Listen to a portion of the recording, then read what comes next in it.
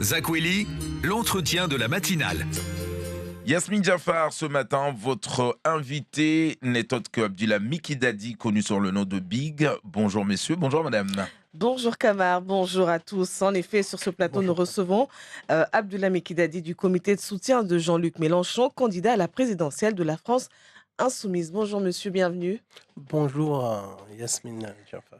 Alors, Bonjour, Jean-Luc Mélenchon est arrivé à La Réunion le 19 février dernier. Il est resté sur place 6 jours. Il a déclaré d'ailleurs que La Réunion fait partie de ses rites politiques. Et Mayotte alors, j'ai envie de dire. Oui, nous étions tous à La Réunion, en fait. Et on a discuté... Vous avez fait le déplacement. Oui, on a fait le déplacement parce qu'en fait, l'équipe de campagne qui travaille beaucoup actuellement, on a pris un peu de retard en fait sur place à Mayotte.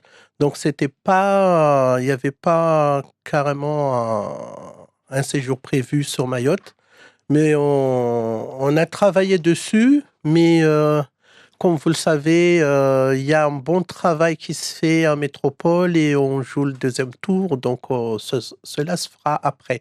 L'essentiel, c'est pas la présence d'un président qui est ici, c'est avoir vraiment des mesures efficaces pour Mayotte, dont je vais parler ce matin. Il n'est pas encore président et lorsqu'on est candidat, l'idée c'est d'aller au contact de la population pour séduire les potentiels électeurs. Donc quelque part, c'est quand même assez important parce que les Mahorais, au final, ne le connaissent pas, ils ne le connaissent qu'à travers leur écran.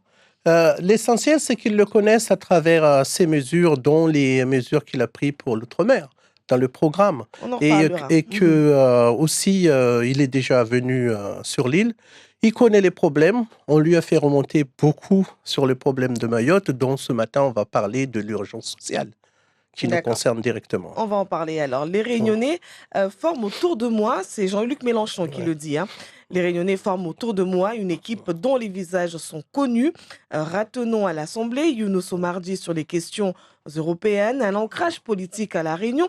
Ce n'est pas ça qui fait défaut à Mayotte. Est-ce que le choix du candidat ne s'est pas porté sur La Réunion, étant donné que localement, à Mayotte, il n'y a aucun élu de la France insoumise? Oui, le fait qu'il n'y ait aucun élu, c'est pas vraiment ça. La France insoumise, en fait, c'est une lutte pour tous les Français.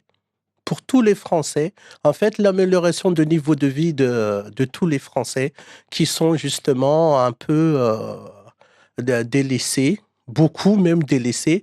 Et c'est sur ce point-là, en fait, qui est intéressant. On est en train de proposer vraiment un modèle de société. Monsieur Abdullah Mikidadi, vous ne répondez pas à ma question, mais vous allez sur les engagements qu'a pris le candidat. On va aller par étapes. Donc, est-ce que le candidat Jean-Luc Mélenchon n'est pas plutôt parti à La Réunion parce que localement, à Mayotte, clairement, il estime qu'il n'y a pas... il n'y a pas d'élus, il n'y a pas d'élus de la France insoumise, donc il estime que vaut mieux, il a fait son choix par rapport à cela. Moi, je n'aimerais pas polémiquer ce matin parce qu'il y a certains... Le président qui est actuel de la République était venu à Mayotte alors qu'il était prévu à La Réunion. Donc, il a fait une espèce d'arrêt qui était ici et sans annonce tonitruant. Mais ça a marqué les esprits aujourd'hui, le président de la République. Jean Lassalle est venu également. Madame, ce n'est pas les esprits qu'il faut marquer, c'est des mesures que Mayotte a besoin. Et c'est ce que je suis venu parler ce matin. Par exemple, des propositions simples, mais qui ont beaucoup d'importance sur les cantines gratuites. Le passage de Jean-Luc Mélenchon. Il a promis d'intégrer des Réunionnais dans le gouvernement s'il est élu président. Est-ce que vous avez eu ce genre de promesses? Madame, vous imaginez quand même que c'est Jean-Luc Mélenchon. Vous êtes trop habitué en fait à quelque chose de traditionnel. Je vous dis qu'il y a ce qu'on appelle vraiment, puisque je viens aussi de Paris, je ne sais pas si vous êtes au courant, et on a parlé avec Manuel Bompard sur tout ce qui se passe sur Mayotte. Et donc, il y a une rupture, madame. Justement, c'est qu'on dit aux Mahorais, j'appelle tous les Mahorais voter Jean-Luc Mélenchon, c'est pourquoi? C'est une rupture par rapport à tout ce qui se faisait avant. C'est-à-dire que là, vraiment, la proposition, je ne sais pas si vous avez écouté le dernier meeting qui s'est passé à Marseille, mais cette rupture, c'est quoi? Si on a dit que la Ve République a fait sa limite, a fait ses limites, et aujourd'hui, si on va sur une assemblée constitutionnelle, c'est pas par hasard. C'est-à-dire qu'on va participer, en fait, à tous ces problèmes-là. C'est pour ça qu'on est en train de travailler dans ce programme Avenir commun sur une bonne répartition de richesses qui n'a jamais été fait. C'est osé. Vous ne trouvez pas que c'est osé? Et pourtant, on assume complètement. Aujourd'hui, quand j'ai dit que vous n'avez pas de capitaux, que vous avez des problèmes à relier les deux bouts à la fin du mois, il faut voter Jean-Luc Mélenchon. Vous occultez totalement mes questions ce matin, monsieur. Merci, alors, madame. à la France Insoumise, est-ce que vous comptez, bon, c'est la dernière question, dérangeante en tout cas, parce que j'ai l'impression que le sujet ne vous plaît pas. Non, pas du tout. Mais est-ce que la France Insoumise pourrait avoir des candidats aux élections législatives? Vous, par exemple?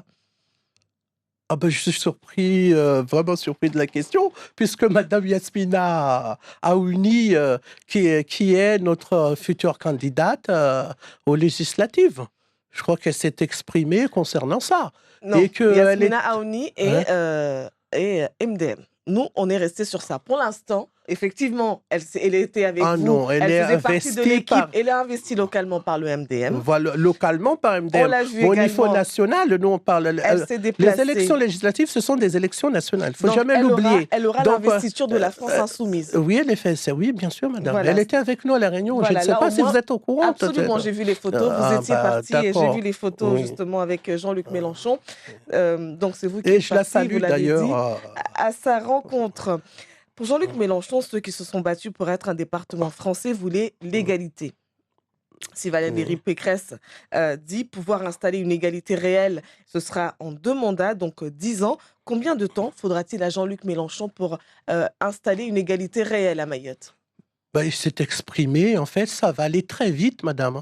C'est pour ça qu'on a parlé qu'au-dessus de 12 millions de richesses personnelles, on prend tout. En fait, aujourd'hui, c'est le patrimoine. Oui, c'est le patrimoine. On est bien d'accord. C'est qu'aujourd'hui, en fait, ce qui est choquant, je vous dis ce qui est choquant, c'est que pendant même la crise de Covid-19 que vous connaissez tous, les CAC 40, ils se sont fait vraiment des bénéfices, mais vraiment des profits. On parle même plus de bénéfices, des profits.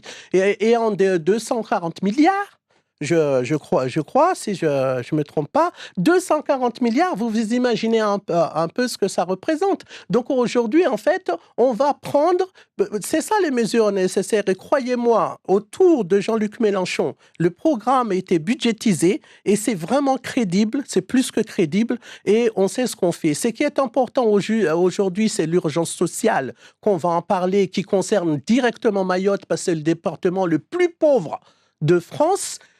Et avec une inflation exponentielle, vous croyez, madame, vraiment qu'on ne va pas parler avec Jean-Luc Mélenchon de ce problème donc qui concerne... Donc en 5 ans, les Mahorais auront une retraite digne, au même niveau que tous les autres départements. Est-ce que les Mahorais auront le RSA comme tous les autres départements français? On n'a jamais compris pourquoi les présidents précédents n'ont pas mis Mayotte en plein droit commun.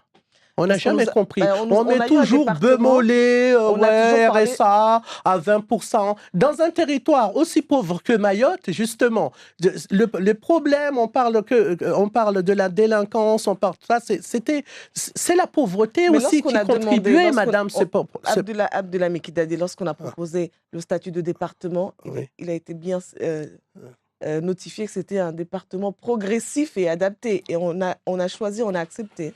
Donc, je ne sais pas une femme est enceinte ou elle n'est pas enceinte. Si une femme est enceinte ou elle n'est pas enceinte, il n'y a pas une femme enceinte progressivement. Jusqu'aux preuves de contraire. Et le département, c'est pareil, madame. Parce que le département, si vous dites progressif par rapport à quoi? Au droit, au devoir? Parce que les devoirs, ils nous ont pas mis progressif. Hein. Donc, C'est plein pot. Hein. Donc Mayotte s'est précipité. Oui, sans alors doute peut-être dans son choix, parce qu'aujourd'hui, ce qui est important, c'est quoi? J'aimerais dire aux Mahorais, ce qui est important, c'est qu'aujourd'hui, le SMIC, nous, on s'engage à le mettre à 1400 €. Parce que, en fait, à 1400 € net, oui. À 1400 € net, et que les étudiants, au lieu de galérer, parce qu'il y a plein d'étudiants qui n'ont pas les parents qui suivent, vous savez ce que c'est les études, ça coûte hyper cher, et donc c'est à 1000 et quelques pour les étudiants qu'ils touchent par mois, afin justement de pallier cette idée de galère. Les étudiants, on ne peut pas réussir en études tout en galérant à côté. Et c'est ça l'idée pour aujourd'hui. les étudiants ultramarins. Aujourd'hui, tous les étudiants. L'ensemble des étudiants. C'est le plein droit commun. C'est ça, en fait, l'idée. Qu'il faut voir, c'est vrai. Moi, je peux comprendre que il y a un peu de traumatisme pour le Mahorais parce qu'il est toujours le citoyen de seconde zone, il faut se le dire. Il faut se le dire. Mais aujourd'hui, c'est ça qu'on va effacer. On met tout le monde vraiment dans l'idée de l'égalité. Il nous reste que 5 minutes, on va progresser. Alors, depuis que l'Ukraine et la Russie sont entrées en guerre, l'idée d'une énorme pénurie alimentaire, entre autres, plane. Bien entendu, les candidats à la présidentielle se sont saisis du sujet et chacun y va de son projet pour l'autosuffisance alimentaire.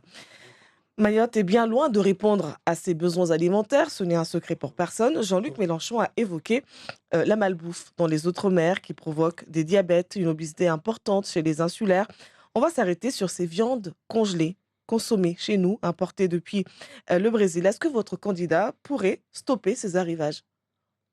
De toute façon, l'idée, vous le savez bien, moi, je suis un peu surpris de votre question parce qu'on s'est positionné très tôt par rapport à la malbouffe, par rapport à tout ça, et que justement, on veut raccourcir les intermédiaires, c'est-à-dire entre l'agriculteur qui vend et que les produits soient mis en fait en vente pour les consommateurs, c'est qu'on va diminuer ces intermédiaires. C'est ça qui fait en fait toutes ces histoires de malbouffe, de maltransformation. Et c'est ça qui vont être enlevés. On va développer, en fait, c'est tout simplement ce qu'on appelle en fait la production endémique qui était travaillée et à La Réunion et qu'on va imposer à Mayotte sur les agriculteurs mahorais où on leur donne le moyen pour pouvoir produire et en bio en plus. Nous, on a toujours été bio à Mayotte, comme vous le savez. Est-ce que votre candidat est au courant que les agriculteurs mahorais sont confrontés à un gros problème, le foncier, à tel point que même prétendre aux fonds européens, ils ne peuvent simplement pas y prétendre, étant donné qu'ils n'ont pas de titre de propriété, parce que la plupart des parcelles appartiennent au département. Appartiennent au département ou sont dans les pas géométriques, on demande où ils doivent demander des AOT, et que franchement, c'est tout ça qu'il faut enlever. Aujourd'hui, soit on est obligé de régulariser. On est obligé de régulariser, madame. Comment vous allez faire alors avec le département qui aussi Non, mais le côté département, c'est le département, c'est les entités, c'est ouvrir le dialogue avec eux. C'est plus les pas géométriques qu'on a mis ça, et ça, c'est l'État. Et donc, l'État s'engagerait à l'enlever. En fait, aujourd'hui, Mayotte, on n'est pas dans une logique par rapport aux Mahorais. Pour les Mahorais, on est dans une logique, en fait, parisienne, à 10 000 kilomètres, où des technocrates pensent à notre place. Je me suis toujours plaint de ça, que les Mahorais ne contribuent pas, en fait, à leur développement, mais qu'on a des technocrates un peu éloignés qui pensent à notre place. Et c'est ça qu'on va... Effectivement, il en parle, il dit qu'il y a beaucoup de métropolitains. Vous voyez qu'à la fin, on finit toujours par être d'accord, quand même. Si vous le dites, je ne sais pas. Jean-Luc Mélenchon, qui le constate aussi, qui le dit, qu'il y a beaucoup de métropolitains qui occupent la quasi-totalité des postes dans la fonction publique en Outre-mer. Il estime que ce n'est pas normal. Il veut que 50% de recrutement soit fait localement. On prend les gens sur place, mais avec les mêmes exigences de qualification. Est-ce que c'est faisable chez nous ? C'est plus que faisable. Alors, l'idée de manque d'ingénierie, tout ça, franchement, c'est une insulte aux Mahorais. Pourquoi je vous dis ça? Parce que mes propres neveux, tout ça, sont au pont chaussée, ils sont dans les polytechniques. Donc, il faut donner aujourd'hui, le Mahorais, il ne faut pas le regarder qu'il y a 40 ans. Aujourd'hui, les Mahorais ont étudié, mais encore, il faut leur laisser leur place chez eux. Et ça, je pense que c'est pour ça que je suis venu ce matin pour dire aux Mahorais, là, vous avez une carte à jouer. Eh ben, il faut la jouer. Juste pour l'immigration clandestine, dernière question. Il a prononcé une phrase, franchement, je voudrais que vous m'apportiez un peu votre éclairage, parce que moi-même, je ne l'ai pas tellement bien saisi. Il dit que Mayotte connaît une situation hors du commun par rapport à l'immigration clandestine. Hein.